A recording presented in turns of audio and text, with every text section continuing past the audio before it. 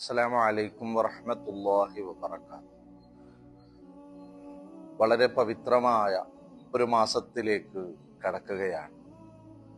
ഹബീബായ റസൂലുള്ളാഹി സ്വല്ലല്ലാഹു അലൈഹി വസല്ലമ തങ്ങൾ ദുൽഹിജ്ജയുടെ ആദ്യത്തെ 10 ദിവസത്തിന്റെ മഹത്വം വളരെ വ്യക്തമായി നമുക്ക് പഠിപ്പിച്ചു തന്നിട്ടുണ്ട്. ലോകത്തിന്റെ നാനാഭാഗത്തു നിന്നും വിശ്വാസികൾ ഒരൊറ്റ ലക്ഷ്യത്തോടെ ഒരേ മനസ്സോടെ പരിശുദ്ധ കഅബത്തിന്റെ അരികിലേക്ക് ചെന്നിരിക്കുകയാണ്. പണക്കാരനെന്നോ പാവപ്പെട്ടവനെന്നോ ഭേദവ്യത്യാസമില്ലാതെ ഒരേ വേഷത്തിൽ ഒരേ ലക്ഷ്യത്തിൽ ഒരേ മന്ത്രധ്വനി മുഴക്കിക്കൊണ്ട് അവരൊക്കെയും അള്ളാഹുവിന്റെ അതിഥികളായിട്ട് പരിശുദ്ധമായ ഹജ്ജ് കർമ്മത്തിന് ഒരുങ്ങുകയാണ്. എന്നാൽ നമ്മൾ അവരോട് ഐക്യദാർഢ്യം പ്രഖ്യാപിച്ചുകൊണ്ട് പരിശുദ്ധമായ ദുൽഹിജ്ജയുടെ ഒരുപാട് അമലുകൾ, വളരെ പവിത്രമായ അമലുകൾ നമുക്കും പങ്കാളികളാവാൻ സാധിക്കും. അതിൽ ഏറ്റവും മുഖ്യമായ ഒന്നാണ് ഉളുഹിയ്യത്ത് കർമ്മം, ബലിയറുക്കുക എന്നുള്ളത്.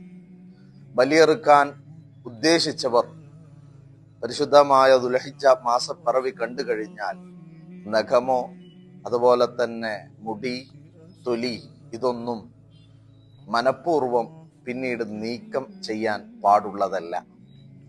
അത് വളരെ ഗൗരവത്തോടെ ചിന്തിക്കേണ്ടതാണ്. ഇന്ന് നമുക്ക് ദുൽഖഅദ് 30 നാളെ 1, ഇന്ന് രാത്രിയോടുകൂടി ദുൽഹിജ്ജയുടെ മാസം പിറക്കുകയാണ്. അപ്പൊ എന്റെ പ്രിയപ്പെട്ടവർ വളരെ ഗൗരവത്തോടെ ചിന്തിക്കുക.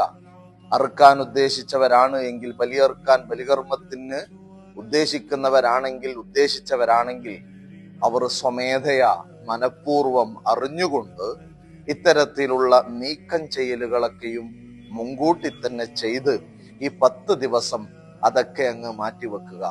അതോടൊപ്പം ഇബാദത്തിലായി നാം ഓരോരുത്തരും ഈ 10 ദിവസവും ധന്യമാക്കുക. അല്ലാഹു അവൻ അനുഗ്രഹിക്കുന്ന മുഅ്മിനീങ്ങളിൽ നമ്മളെയൊക്കെ പെടുത്തി അനുഗ്രഹിക്കട്ടെ. അതിവിദൂരമല്ലാത്ത ഭാവിയിൽ ഹജ്ജും ഉംറയും നമുക്കൊക്കെയും ചെയ്യാനുള്ള സൗഭാഗ്യവും അല്ലാഹു നൽകി അനുഗ്രഹിക്കട്ടെ.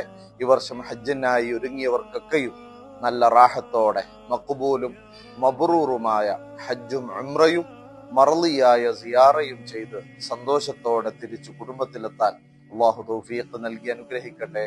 ആമീൻ. അസ്സലാമു അലൈക്കും വറഹ്മത്തുള്ളാഹി.